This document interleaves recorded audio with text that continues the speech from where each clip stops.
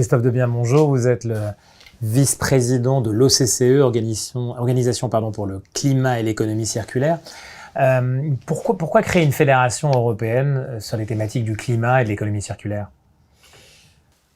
Alors, effectivement, cette fédération qui est toute nouvelle, qui vient de voir le jour, et qui s'appelle Organisation for Climate and Circular Economy, est une organisation de droit belge, une association de droit belge que nous avons créée parce que il y a une demande de la part des gouvernements d'une manière générale européens, mais aussi des acteurs de l'économie circulaire en Europe, pour travailler ensemble, parce que nous nous rendons compte, alors moi en tant que Français et sur le territoire français, que l'économie circulaire est traitée de façon nationale, qu'il y a effectivement aussi quelques discussions qui se font avec l'Europe d'une manière générale, mais à Bruxelles, mais qu'en fait les pays et les acteurs européens ne travaillent pas très souvent ensemble. Donc nous avons décidé de créer cette fédération pour fédérer, tout simplement, comme son nom l'indique, un certain nombre d'acteurs, qu'ils soient privés, publics ou associatifs,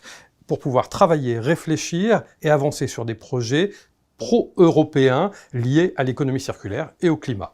Comment vous définissez l'économie circulaire ? C'est un concept qui est bordé par un certain nombre de définitions, voire parfois des recoupements avec d'autres enjeux autour de la notion de climat ou d'environnement.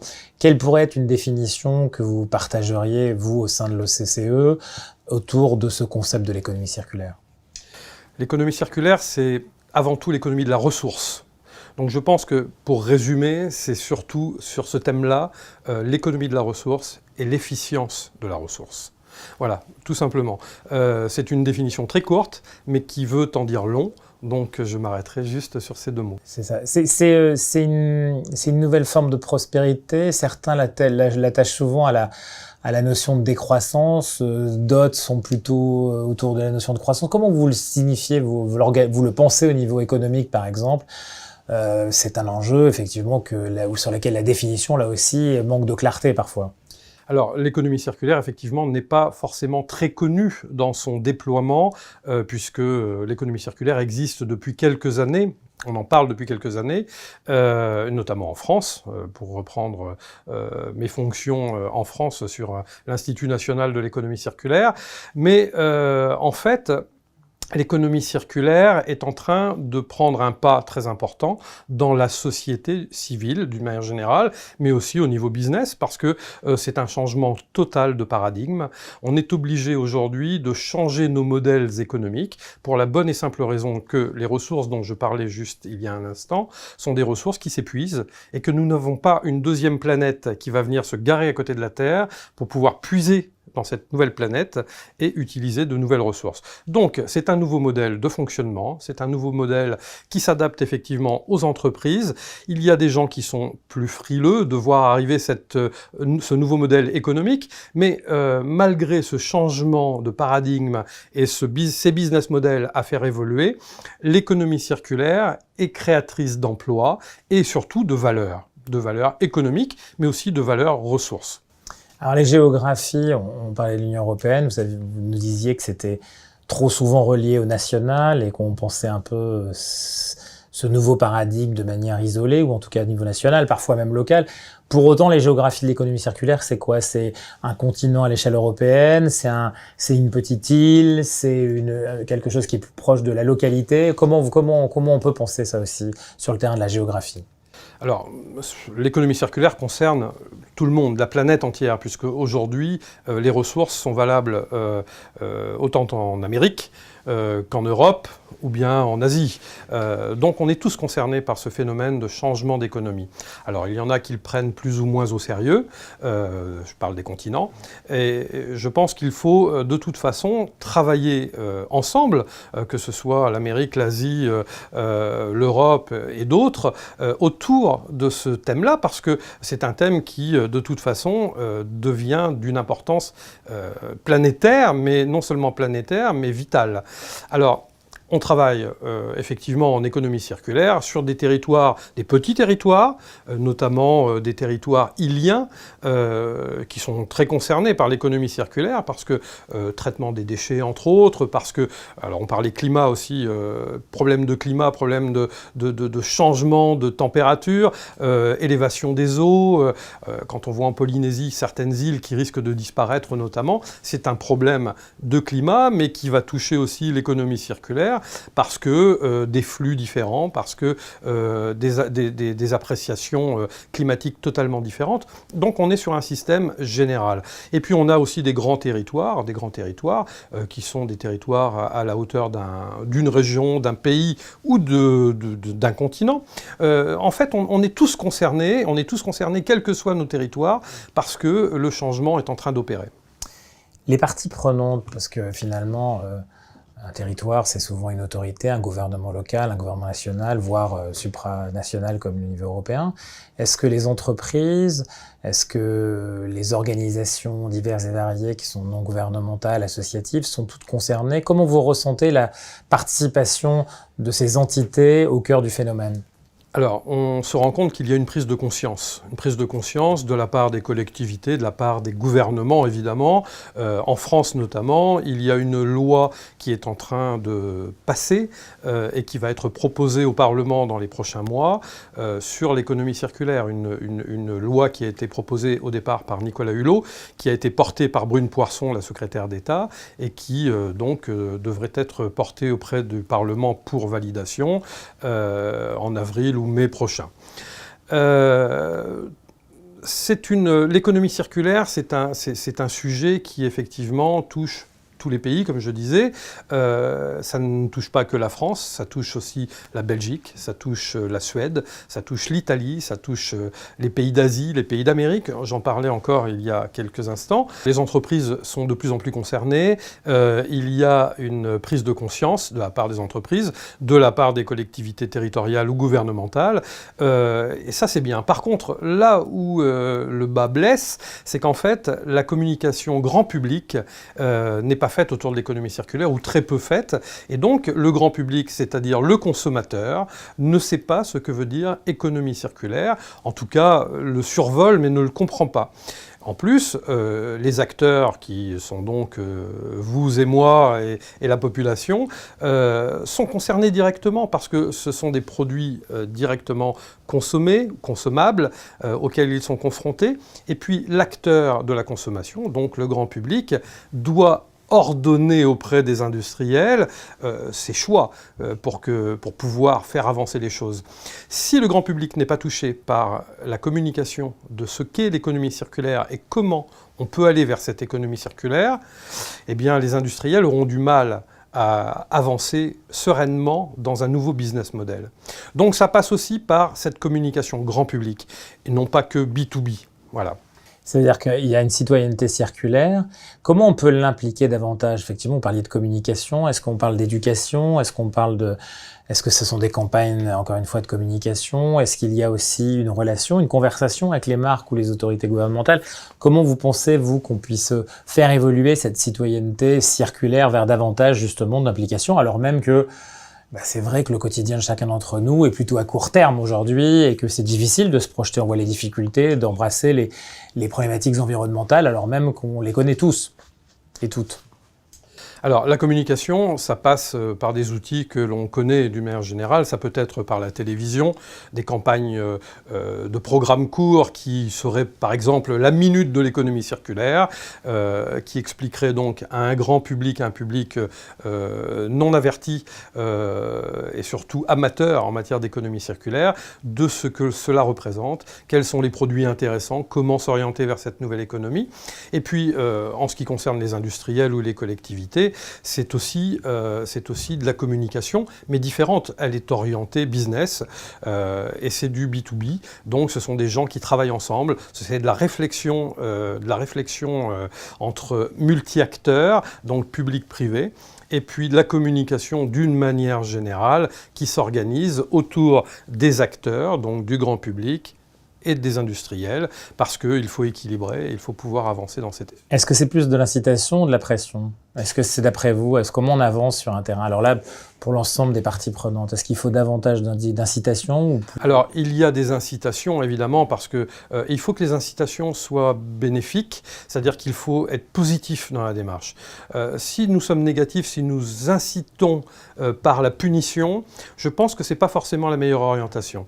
Maintenant, si nous incitons à consommer différemment, c'est quelque chose de beaucoup plus positif, c'est-à-dire qu'on change, par exemple, les taux de TVA sur la réparabilité. Si vous si vous achetez un téléphone portable qui a été complètement remanié et donc qui est quasiment neuf, puisque quand vous le recevez, il est dans une boîte neuve avec du matériel neuf, mais il est reconditionné. Si vous achetez ce téléphone portable, si sa TVA est réduite à, par exemple, 5,5 au lieu de 20%, eh bien, vous avez une incitation à l'achat. Et ça, les consommateurs le comprennent. Alors, ça ne passe pas que par là, il y a tant de choses à faire. Mais en tout cas, on est sur l'incitation, pas sur la punition. Alors, incitation, pas punition, est-ce que là aussi, l'innovation a un rôle important? C'est-à-dire qu'on voit bien que dans certains secteurs, on pourra revenir sur les secteurs tout à l'heure, il y a cette dynamique-là, pour le coup, liée à, vous en parliez tout à l'heure, plus d'une nouvelle croissance, une nouvelle économie. Quel peut être le rôle, là, pour le coup, de l'Union européenne sur ce terrain-là? Qu'attendez-vous, justement, de l'action de l'OCCE auprès des institutions de l'Union européenne? Ouais. Est-ce que, comme on est entre l'incitation et la pression, on va avoir, dans un contexte qui est une nouvelle économie, un rôle autour de l'innovation elle-même devient finalement un enjeu majeur de création, de créativité, parce que effectivement c'est un nouveau paradigme, donc il faut... alors l'innovation étant soit des nouveaux produits, soit une nouvelle manière de faire des paquets, soit de traiter, voilà. Qu'est-ce que vous attendez là aussi d'une relation forte à l'Union européenne sur ce terrain-là? Alors en fait, nous allons faire rentrer au sein de l'OCCE un certain nombre d'acteurs. Alors vous l'aurez compris, des entreprises de tout genre et de toute taille, mais également du service public, que ce soit des gouvernements, que ce soit des collectivités territoriales, que ce soit des fédérations nationales, mais également des ONG, des associations. Et bien entendu, et c'est là que je répondrai à la question, des startups, parce que les startups sont un moteur pour l'économie circulaire. C'est-à-dire qu'aujourd'hui, elles sont des outils d'incitation à passer à l'économie circulaire et des outils à la décision. Donc, il est important que ces startups soient au sein de l'OCCE, un certain nombre de startups dans tous les domaines que recouvrent les activités de l'économie circulaire, pour que les industriels puissent se mettre en relation avec ces startups et ces nouvelles idées technologiques et faire avancer les choses dans le côté positif. Donc l'OCCE, c'est à la fois un endroit où on va réfléchir, on va penser, un think tank, on va mettre la pression un peu sur les institutions européennes, on va se faire entendre, et en même temps, c'est quelque chose où on va faire de l'action, quoi. C'est-à-dire finalement, on va peut-être lever un peu d'argent européen, mais surtout pour créer et accompagner des entreprises, et vous en parliez, des startups qui vont innover. Ça, c'est assez nouveau. Comment vous pensez que, là aussi, l'écho quel va être l'écho, d'après vous, auprès des institutions ou des parties prenantes, déjà des grandes organisations avec lesquelles vous avez l'habitude de travailler, grandes entreprises, de la grande consommation, par exemple? Qu'est-ce que vous attendez de cette conversation entre entités publiques, grandes entreprises, et puis finalement ces petits pousses qui vont créer l'économie de demain? En fait, ce que nous attendons, c'est que les startups soient un réel moteur de cette nouvelle économie. Parce que, comme je le disais, l'incitation à la démarche nouvelle de cette économie et de ces business models qui évoluent se feront par la nouveauté, par les nouvelles technologies. Et les nouvelles technologies sont portées aujourd'hui, la plupart du temps, par des startups, et elles deviennent des moteurs de l'économie circulaire, et surtout moteurs des industriels qui sont aussi en attente de nouveautés, en attente de nouvelles technologies, et qui sont à la recherche de nouvelles choses, de nouveaux business models avec des nouvelles technologies. Donc on est vraiment sur un terreau porteur, celui de la start-up, qui va devenir pour nous un outil essentiel dans nos démarches de fédération entre les acteurs, qu'ils soient publics, privés, évidemment européens d'une manière générale. Et comme vous le disiez, nous comptons aussi lever des subventions européennes, puisque c'est aussi le le rôle de l'OCCE d'aller porter des projets auprès de l'Europe, des projets européens, voire internationaux. Pour pouvoir soutenir financièrement ces projets, il nous faut aller chercher de la subvention, cette subvention qui serait fournie par divers services du Parlement européen. Est-ce que vous voyez déjà des priorités, par exemple sur le terrain, des sujets, des thématiques, parce que l'économie circulaire, effectivement, on voit que ça recoupe beaucoup d'enjeux, même si c'est holistique. Est-ce que vous voyez des priorités, que ça soit, par exemple, certains traitent beaucoup évidemment du recyclage, du plastique en particulier, d'autres c'est la circularité de l'eau. Où est-ce que vous poussez, ou est-ce que finalement il y a déjà un certain nombre de sujets qui sont sur votre bureau et que vous allez pousser en même temps auprès d'institutions, en tout cas des acteurs qui peuvent demain fabriquer des règles ou des normes? Alors, il y a plusieurs sujets qui sont évidemment sur la table, des sujets très importants qui sont, vous les citiez, celui de l'eau. L'eau qui est une ressource qui va devenir de plus en plus rare, et on le voit déjà, notamment, on l'a vu en Italie lors de l'été 2017, si je ne me trompe. Il y avait des coupures d'eau à Rome, organisées par, évidemment, la ville de Rome, tout simplement parce que les sources étaient à sec et qu'on devait restreindre sur la consommation. Ça, c'est un problème qui va s'étendre avec les changements climatiques, mais c'est un problème qui devient un problème d'économie circulaire, avec des nouvelles études autour de l'eau, la réutilisation des eaux usées, comment les utiliser. On sait qu'il y a un déséquilibre entre certains pays, notamment l'Italie, l'Espagne, la France, sur les lois nationales. Par exemple, donc je parlais de l'eau, sur l'eau, il est impossible en France d'arroser l'agriculture avec nos eaux usées traitées, qui sont considérées comme des eaux claires et que l'on relâche dans les rivières ou bien en mer, alors qu'en fait, on pourrait très bien arroser notre agriculture. Mais d'un autre côté, la France achète des produits en Espagne, qui sont des produits de l'agriculture, donc des tomates et tant d'autres fruits et légumes, qui sont arrosés par les mêmes eaux usées traitées, mais en Espagne, et dont ce pays a donné une autorisation de consommation.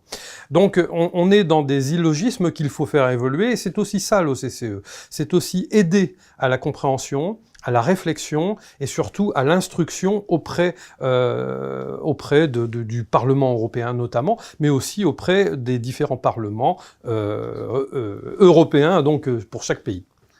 Il y a des obstacles, il y a des adversaires de cette dynamique. Comment vous les situez, vous, aujourd'hui? Parce qu'il y a toujours dans un processus de ce type, forcément, des organisations, des gens qui pensent différemment. Il y a forcément des obstacles dans votre vie, vous avez toujours eu des obstacles, et effectivement, en économie circulaire, on est confronté à certains obstacles. Il y a des lobbying qui font que, effectivement, ils font pression sur des gouvernements pour éviter de faire passer certaines lois.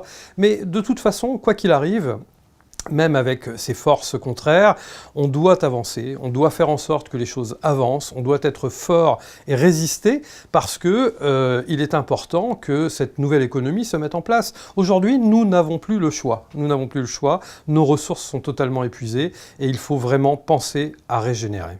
L'écho positif, pour le coup, pour changer de bord, il est plutôt où? Il est plutôt dans les entreprises, et aujourd'hui, vous le ressentez plutôt du côté de celui qui gouverne, de ceux qui font la règle.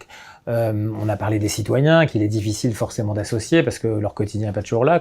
Où est-ce que vous situez l'écho le plus positif et vers lequel finalement on peut aller? Alors, j'ai fait le tour de pas mal de ministères européens de l'écologie ou l'environnement selon les appellations. J'ai rencontré des ministres ou des secrétaires d'État avec qui j'ai pu m'entretenir au sujet de l'économie circulaire, des avancées gouvernementales autour de l'économie circulaire. Et on se rend compte que les gouvernements sont prêts à faire les choses, à avancer. Et on le voit bien, notamment en France. On est quand même en France sur un système qui s'est mis en place depuis quelque temps et qui progresse de plus en plus, qui est en train de proclamer une loi autour de l'économie circulaire. En Allemagne, on est avancé aussi en économie circulaire dans certains domaines, en Suède de la même manière, en Italie aussi, sur différents sujets. Donc on sent qu'il y a une vraie prise de conscience et surtout une envie d'avancer.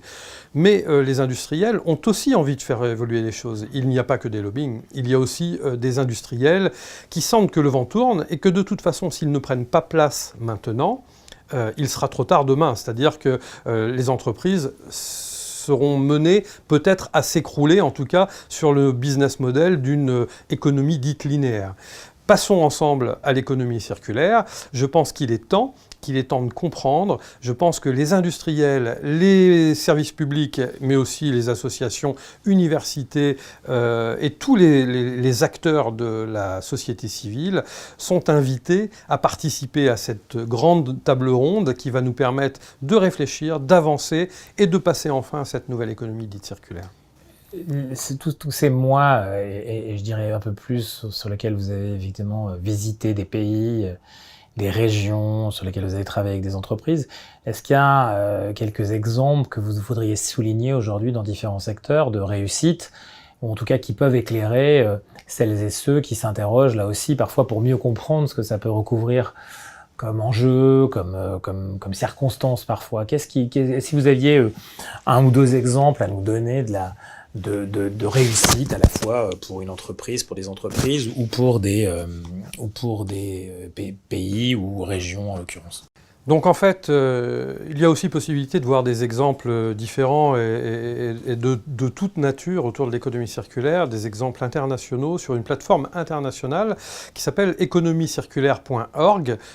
Tout le monde peut consulter cette plateforme, même y glisser son expérience en matière d'économie circulaire. Il y a des modérateurs qui font que cette plateforme est contrôlée.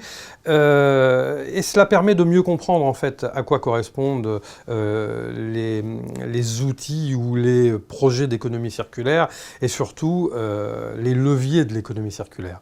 Parce qu'on a des exemples concrets, parce qu'on a des résultats et parce que là, on peut voir comment les choses peuvent s'orienter. C'est intéressant pour les entreprises, c'est intéressant pour les collectivités, c'est intéressant pour monsieur, madame, tout le monde, parce qu'on comprend, on arrive à comprendre en fait l'économie circulaire dans sa généralité. Est-ce qu'on a le choix finalement ? Est-ce que nous individuellement et nous collectivement, nous avons le choix de rester sur l'économie linéaire, ou est-ce qu'on doit vraiment partir vers ce modèle que vous proposez et sur lequel vous êtes finalement un militant, duquel vous êtes plus exactement un militant? Est-ce que notre planète a le choix? Alors, la planète n'a pas vraiment le choix, comme je le disais en tout début d'interview. C'est vrai que nous n'avons pas de solution de remplacement concernant nos ressources, les ressources naturelles. Nous avons tirer un maximum de ressources naturelles. Aujourd'hui, nous sommes sur la fin de l'histoire. Impossible donc de se garer ou de garer une autre planète à côté de la Terre pour pouvoir aller percuter et gratter dans les nouvelles ressources. C'est impossible. Jusqu'à aujourd'hui, on n'a pas la solution. La seule solution, c'est de changer notre mode de fonctionnement, de changer de paradigme, notamment en matière de consommation, notamment en matière de production et en matière de réflexion. Donc, pour vous répondre clairement, je pense que nous n'avons pas le choix, globalement, généralement, de façon très planétaire. Maintenant, à titre personnel, il y a sans doute des gens qui ne souhaiteront pas passer sur ces nouveaux modèles économiques. Libre à eux de faire comme ils l'entendent. Je pense que ça n'est pas très sérieux, mais en tout cas, voilà, libre à chacun de réfléchir et de penser aux enfants, de penser à nos enfants, de penser aux générations à venir, qui, elles, récupéreront une terre différente, avec moins de ressources et avec de nouveaux modes de consommation qui deviendront de plus en plus évidents. Au CCE, il y a un C qui est là pour climat, et donc qui est pour relier à l'économie du climat ou pas. Qu'est-ce que ça déborde, ou comment ça s'associe finalement à cette dimension circulaire? Est-ce qu'il y a des enjeux particuliers qui sont par exemple plus urgents ou qui doivent être traités de manière peut-être isolée? Comment vous intégrez ces deux concepts en même temps? On voit bien avec les changements climatiques qu'il y a des tas de problématiques qui se posent, notamment pour la construction d'immeubles, notamment sur les lois littorales, notamment sur la disparition du sable sur nos littoraux, alors que ce soit en France ou tout simplement en Italie ou alors encore une fois dans d'autres contrées lointaines, le sable disparaît tout simplement parce que les courants changent, parce que le vent devient plus violent, parce que le climat change tout simplement. Il y a des pluies torrentielles qu'il n'y avait pas il y a quelques années en arrière. On se retrouve avec des problèmes d'inondation, avec des problèmes donc de construction qui ont été prises en compte à l'époque sans tenir compte de ce changement climatique. Aujourd'hui, on doit fonctionner avec tous ces changements climatiques, mais aussi toute cette nouvelle économie qui se met en place et qui va faire partie de la réglementation autour des problèmes climatiques.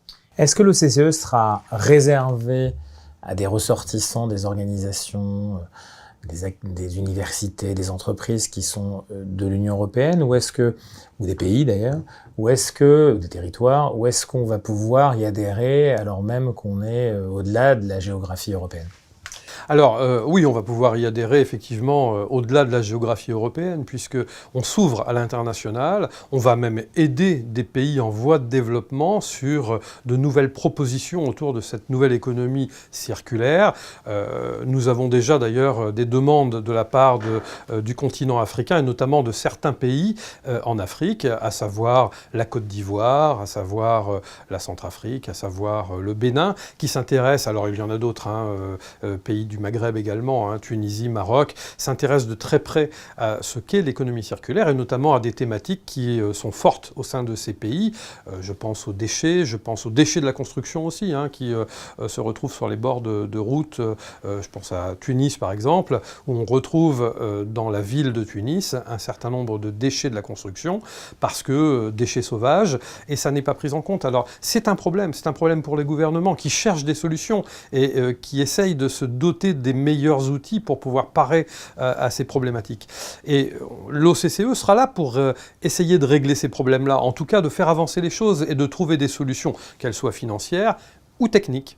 Donc l'OCCE sera un support utile pour l'ensemble de ces gouvernements, qu'ils soient européens ou internationaux, mais aussi pour les industriels, les entrepreneurs qui souhaitent participer à ces projets de nouvelles constructions, de nouveaux modes de réaction et de consommation.